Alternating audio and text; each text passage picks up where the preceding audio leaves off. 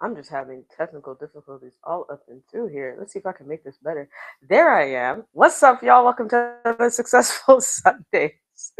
Yo, I've had some technical difficulties this morning, but that is okay.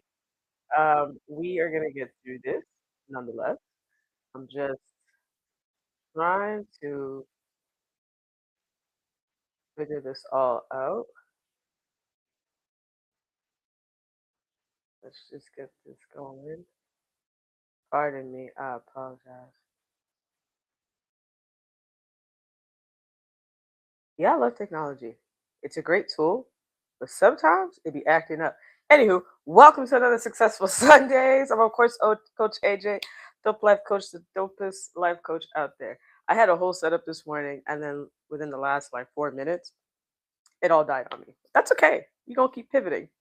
And today's topic is very important to me. I've been doing a lot of just inner work and talking to people about this topic, primarily because, self improvement people will give you all the tips in the world, right? But the toughest times, it's like, yeah, just keep going. But there's ways that you can keep going that you don't feel super overwhelmed and you don't feel as if you can't get through the difficult times. And that's what we're going to be discussing today. So if you're new here, hit the subscribe button. I'm trying to get to 20K by the end of this year.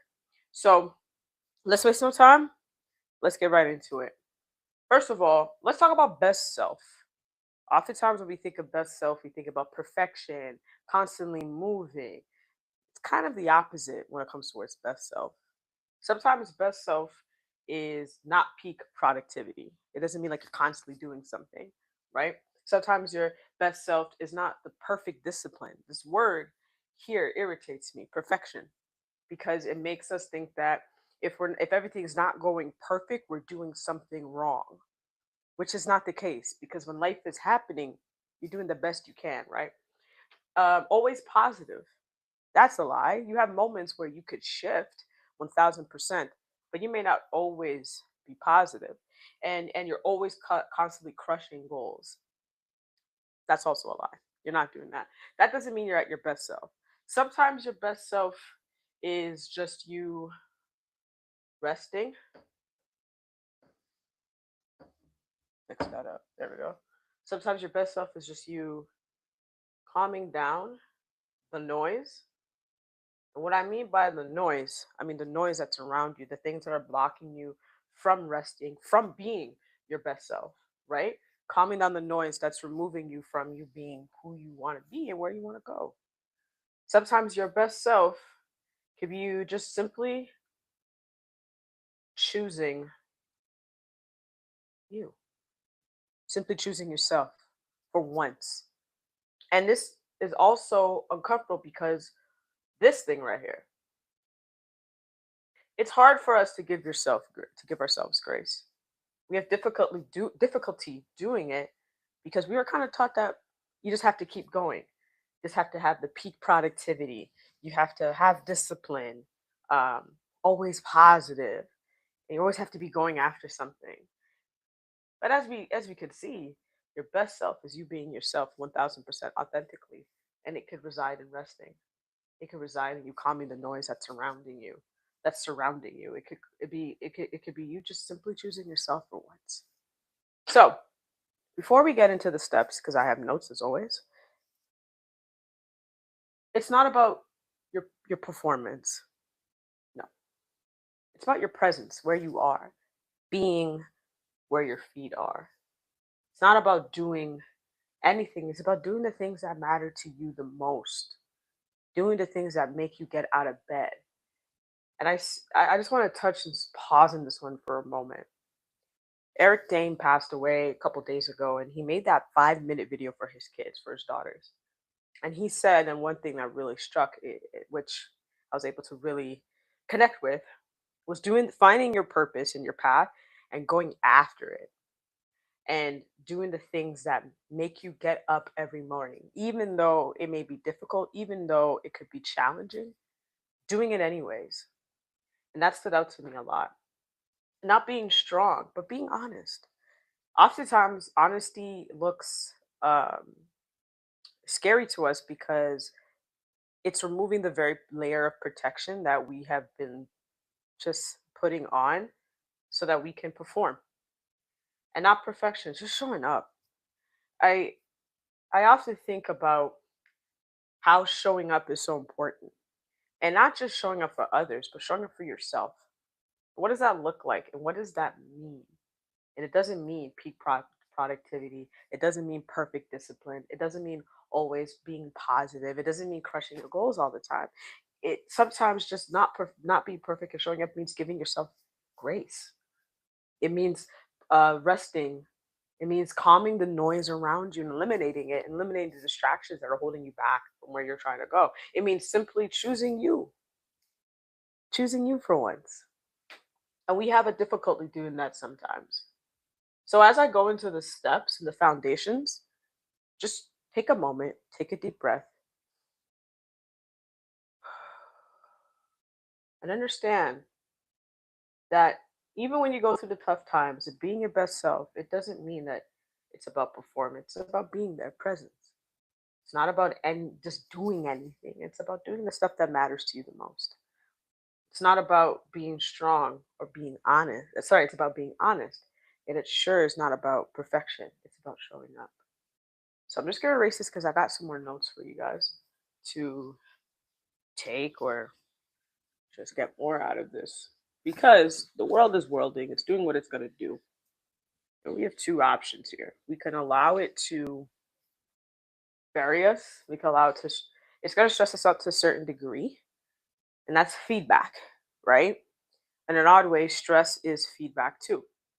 And if you're finding something that is constantly heightening your stress and constantly making you feel low of yourself and constantly making you feel as if like you're not on time and you're behind. You're not behind. You're not. You're right where you should be. So let's get into the few foundations that you can take. I wrote them here, but I'm actually going to rewrite them because I added more last night. I did. I added a few more. Um, so we're going to start off with a complete clean slate. Some of us can do that sometimes. Don't mind the book. So the first one, and we're going to the first foundation is non-negotiables. That's one. Found.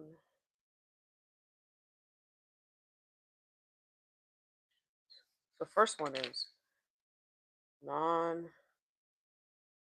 Oh, okay. So the first one is non-negotiables. You're gonna identify 2 to 3 things. Now, the 2 to 3 things that you're gonna identify, it keeps you optimal. Okay, it's one. Now, I want you to think about when you notice you're not at your best self, difficult times have arisen. The non negotiables will always keep you on the track of your best self, but also take care of you. So, I'm going to give you an example of, let's say you've noticed your sleep has reduced. You're down to, this is just an example. Let's say you're down to like 5 hours, right? Think about like, are you functional 5 hours? Probably not. So, 75, your non negotiables, aim for 7 for a few weeks, right? Doable. Then aim for an extra hour, 8. Still focusing on your sleep, but as an example, but you're just increasing it over time. As it decreased, allow yourself to get time to increase. Find sorry, I have to use the blue because my black's going bad. Find things that ground you. Oh, not my blue's going bad. Find the things that ground you.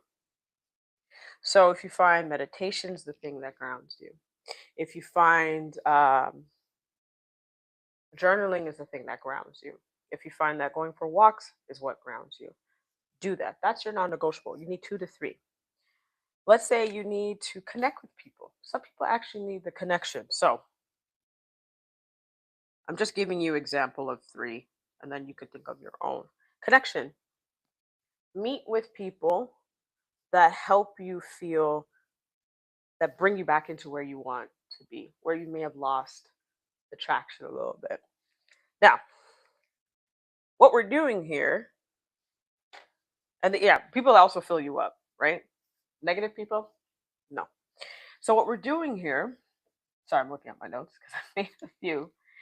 We are tapping into the part that allows us to lower the bar for now. Doesn't mean that it's permanent. We are lowering the bar and we're increasing it over time. Remember, I gave you an example of sleep. Let's say you've noticed you've dropped down in the difficult time. You've noticed you dropped down to 5 hours. Increase it to maybe seven. Maybe you do six first, then seven, then eight.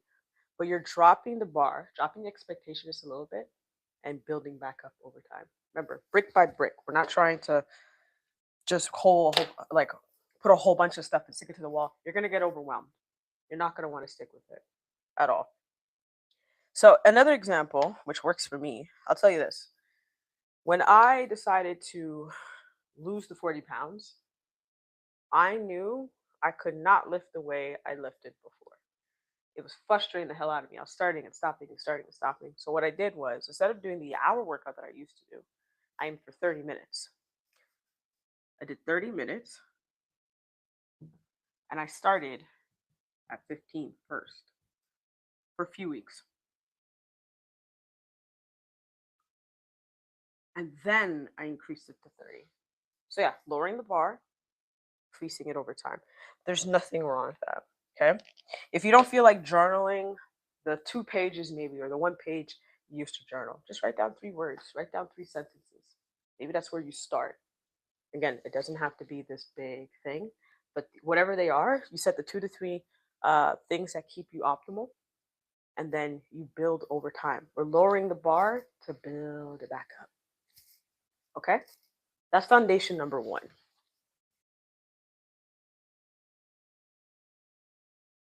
Let's go into number two. Number two is your best self doesn't need everything to be perfect. Again, we talked about it. Perfection, I'm just gonna put ain't it. We don't need you to be perfect. Perfection will keep you lost. It'll keep you stressed, to be honest with you. Now, one of the ways that I've found that has helped me the most within the last few years, but this is something I've had to unlearn and learn again, is telling people when I need help. Okay.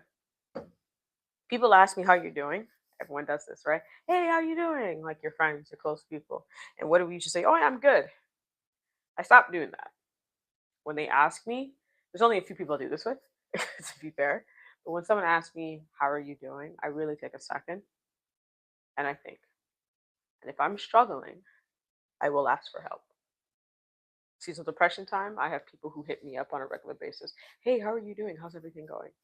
How's your seasonal depression? I'm like, I'm all right right now. I'm Gucci, right? So think of asking for help. It doesn't mean you're weak. It's actually a sense of strength, and it is a sense of strength, and it brings out a good leader in you, and it builds confidence over time. But I say that to say this again: ask the people you know that will help you. Don't just give it all freely and willy nilly to everybody. Now, in the moment of difficulty, kind of touch base on the first one. Lower your expectation. Showing up is still showing up. It doesn't mean that you're less than.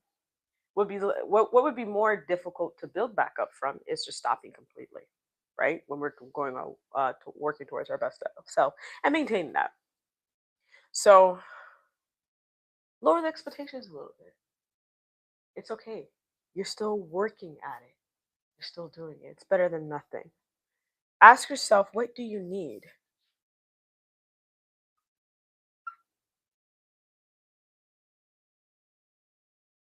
What do you need at the moment?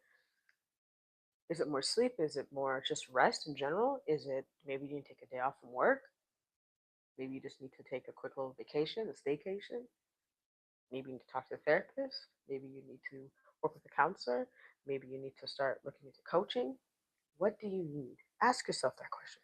That's an important question to ask yourself at any time in your life, to be honest. Ask yourself what it is that you absolutely need. Because the truth is, people can support you if they don't know what's going on. Your friends, your family, no one can help you if you don't tell them that you need help. So this is just a reminder. Speak up, talk up, let people know that you are struggling. Let them know that you need a little extra push. Let them know that you need them to check in every now and then. And set the real expectation for yourself. As you're going through difficult times and you still want to maintain your best self, perfection, you don't need that. But just set up a real expectation. So number two foundation is perfection. It ain't it. Ask for help. Lower your expectations again to build back up and ask yourself, what do I need? What do I need in this chapter? What do I need in this moment? All right. All right. And we're going to go on to number three. Like I said, I kind of wrote out a lot the other day. Last night, I was just like thinking about how we perceive growth and self improvement. And oftentimes we think that it needs to be perfect and it needs to be beautiful. Yeah, it's beautiful in general. It's beautifully flawed. Like it's gonna have issues. It's gonna have bumps and roses. Like it's gonna have great times. It's not gonna have so much great times. But the difference between how you handle it now versus how you may have handled it before is you have the tools. You know what steps to take. You know that you don't have to sit in it for too long. You know where you need to go, how to position yourself, how to bounce back. Self improvement, self growth, healing. All of it is not pretty. It's never going to be pretty. It's sometimes it's straight up ugly and annoying. And sometimes you have to pause and take a step back. I used to think something was wrong with the fact that I stopped journaling. Until I realized that journaling was the tool I needed to get to where I am. I honor it. I still journal, but I don't journal as much as I used to. That's okay. I had to use the tool to get to where I am. And it's okay to use the tools in the difficult times, in the difficult moments. Don't be hard on yourself. Don't be hard. You're doing the best you can in the season that you're in. The best thing you could do is not quit. The best thing you could do is lean into yourself. The best thing you could do is lean into your tools. You're okay. You're okay. Life is life, and people is gonna be peopling. Unfortunately, that's just the way it is. But the difference between you then and you now is, sweetheart, you know what to do, you know what steps to take. And that's, to me, the most important thing. Okay, so simplify, simplify, simplify your what did I write here? Your priorities. You can tell I was just, ooh, when I go off sometimes, three. Black pen, please me, I beg you. You don't like me, I swear, guys. Simplify your priorities. Okay, simplify your priorities. Look at what is important and look at what can wait. Easiest way you could do that too, just gonna put it here, is by looking at what's, let's say what's important. Eisenhower. Uh Important. What's, I guess I forgot the name. It was so important. And then it's like um not important, and then delegate. I forgot what that one is. I'm just gonna put so. This is the Eisenhower matrix. If you don't know it, look it up. It's a great tool to use. So simplify your priorities. Okay. So the way you could do that, one, two, three things, break it down, that must, okay, happen this week? So we're on Sunday, so it's a perfect time to do this. What are some, you don't have to have three, but what are 1 to 3 things that must happen this week? That's your main priority right there. Focus on those. I, if you've been rocking with me for a while, I keep things as simple as possible. I think simple always works the best because it keeps us moving. When you have like 10, 15 things to do, we pause, we stop, we don't continue. 1 to 2, 1 to 3, we're like, that's a sweet spot. We're going to keep going. So, 1 to 3 things that must happen this week. What are 1 to 2 things that you know you have to get done, that are priority, that are important, that you can get done this week? That's how you do it. This is why the essential stuff, I just said that, but the essential stuff keeps us moving. Keeps us moving. And what we want is to keep moving in the difficult times. The more we pause, the less we are able to react to where we need to go, right? And the things that we want to consistently work on. Because obviously, consistent discipline plays a huge role. But the essential, keep the essential stuff important. Kind of going back to the first one, which is non negotiables. Same thing kind of applies to this. It was 1 to 3 non-negotiables. Same thing applies to this one here. Keep the essential stuff on your mind. And think I want you to think about what's one thing, just one thing that you could do this week that will help you continuously move forward. Maybe you've been putting it on the back burner, but there's one thing you could do this week that can help you move forward. Okay, just one. Do the 1, 2, 3, like 1, 2, 3 of them. But now take a moment. What is one thing that could help you move a little bit forward? Okay. And last, foundation. I think we've talked about this not last week, but the week before, which was regulate your nervous system. We did a bit of an episode on that because it's important. Stress kills. I don't think people get it. Like I've known people who unfortunately pass from stress. And so 4, regulate. And I know people talk about this, but I'm just gonna touch base. People older than us don't even know what the hell regulating nervous system is. And they're stressed out. The moment stuff goes left, their anxiety's up in the roof. Majority of our elders have the worst case of anxiety. Our parents, aunts, uncles, grandparents, the whole of them. The difference is they don't know how to either. They just don't know how to handle it. We all have anxieties, right? But their generation, they just look at that. That's just life being life. Versus there's ways that you can handle it, and regulating your nervous system is definitely one of it. So one way that I regulate my nervous system, we kind of did it earlier, is deep breathing. I used to drive the city bus, and I did it around the time where we had to wear masks because it was COVID. And many times, deep breathing was the way I got through my shift. Whether it was traffic, e-bikes, passengers, it could be a stressful job, and this thing right here saved me time and time again. If I ever do a speech or a workshop, deep breathing.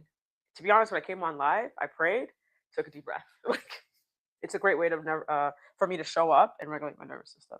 Another way you could do it, and I'm gonna go through an activity in a second, so I'm just gonna go through the smaller stuff right now, is movement. I don't think we understand how important movement really is.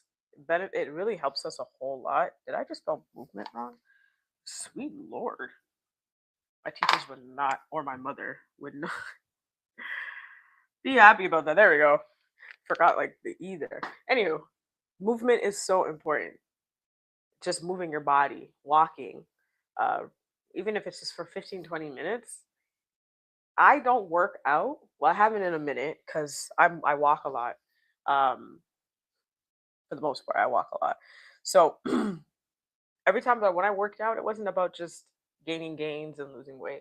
It was about this, my mental health. That was the main reason why I did it, because it helped. It would release the endorphins that made me feel really happy and really good. So I'm gonna give you it's a regulated nervous system exercise that I do, and I actually used to do this when I was working through my PTSD, the earlier stages of it. Helps a lot. So whenever I had moments of heightened, like I just needed to calm down and calm my nervous system, I would do this. 5 things um, you see. So I would point out 5 things that I could see around me. Second thing I would do would be 4 things.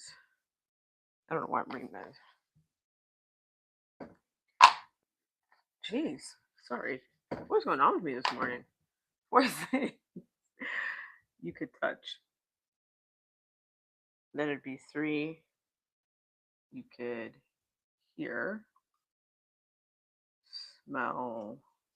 Was 2, and 1, which I didn't like because man, I'd rather taste more. Was taste.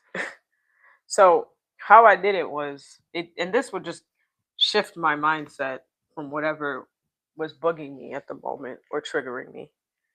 There's 5 things you could see. So I'd look in the room for the 5 things I could see. There's 4 things that I can touch, and I would get up and physically touch this, especially if I was having a heightened moment. 3 things that I could smell, um, and then 1 that I could taste. These are the ways that I was able to just kind of like regulate my nervous system in the moment of feeling a little bit heightened. So you can also give that a shot with the deep breathing. Oh, and there was one more that I forgot. And I know people kind of did this a bit. Ice showers or ice. We'll say I do showers, um, but or just cold showers. Let's say, or baths. That's a big one. Or I do this in the morning. Wash your face with cold water. So I every morning I get up, I wash my face with ice cold water, even in the wintertime. Call me nuts. But it not only just wakes me up, but it helps me just like take a massive deep breath and regulate that good old nervous system. So those are the 4 foundations there. So I hope that kind of give you an idea of how you can still remain your best self even in the most difficult times. Because look, we all go through it. But I want to talk about rest for a second, and I kind of want to I had a workshop yesterday, my first in-person workshop. It went really well, and we talked about phones a lot. And this is what also made me extend today's live a little bit when I was writing down the notes. Um, we talked about cell phones and social media. If you find yourself doom scrolling, one way you could kind of like counteract that, put your phone down for 5 minutes, 5 minute reset, then increase it to 10 and 20 and 30, okay, and 40 and so on. Increase as much as you can. The phones are great, right? The phone's brought you to me. It's allowing you to watch me or rewatch or whatever. The problem we're having with these cell phones is they're highly addictive, right? And it could also alter the way we think about ourselves. And in a difficult moment, the algorithms on these websites and all these platforms feed in to what you keep liking and what you keep watching. So if you find yourself angry with a particular topic, right, and you're going through a difficult time, that algorithm is going to keep feeding it to you. So let's say this is this is social media, the social media app. This is you. You hit like, okay? Share it, you comment, you interact in general. This social media app notices, oh, you like it. All right, this because this is indication. Whether it's relationships, oh my gosh, sweet baby Jesus. Relation relationships, family, whatever the case is. Now this app got that information. Ah, I got you behind. So now what this app's gonna do is feed you this information. So if you're going through a difficult time, it's gonna keep feeding you the stuff to stay in a difficult time. It's going to keep feeding it to you. As much as you can relate to it, I understand, but this can keep you stuck in that difficult time because you've acknowledged, yeah, I can relate to this. I relate to these topics, whatever it is, right? I'm just using this example. And then it notices that you like, you share, you do all these things. The next thing it's going to do is start feeding it to you over and over and over again. So that difficult moment that should have lasted a week is now lasting months, years, decades. It's like a never ending cycle. That's how the algorithms work. This is you, the social media app, like and share. So it's okay to put down the devices every now and then because these devices will feed you into thinking that you're even more stuck than you were before. So, kind of going back, put it down for 5 minutes, then 10, 20, 30, 40, 1 hour. This also helps you get out of this by you just taking a step back and allowing yourself to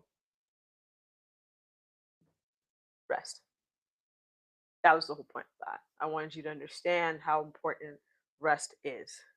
Although these are micro movements eventually make big differences.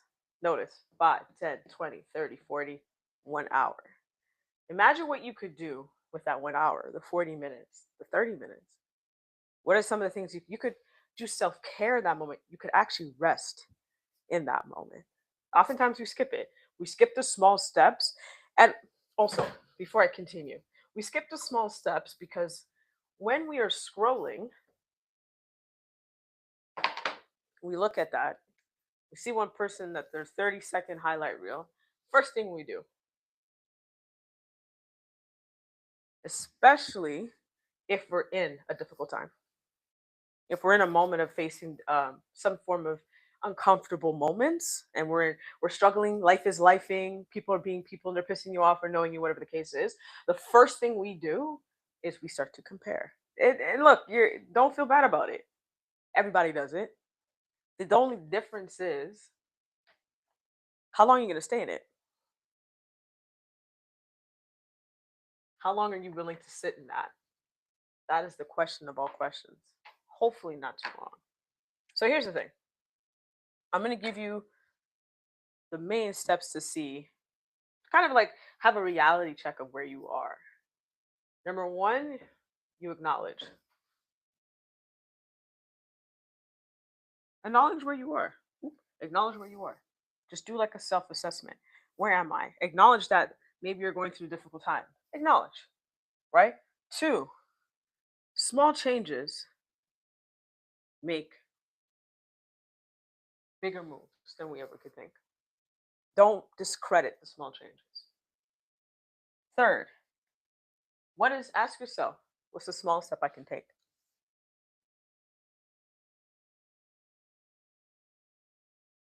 What is the smallest step you could take today? It's a Sunday.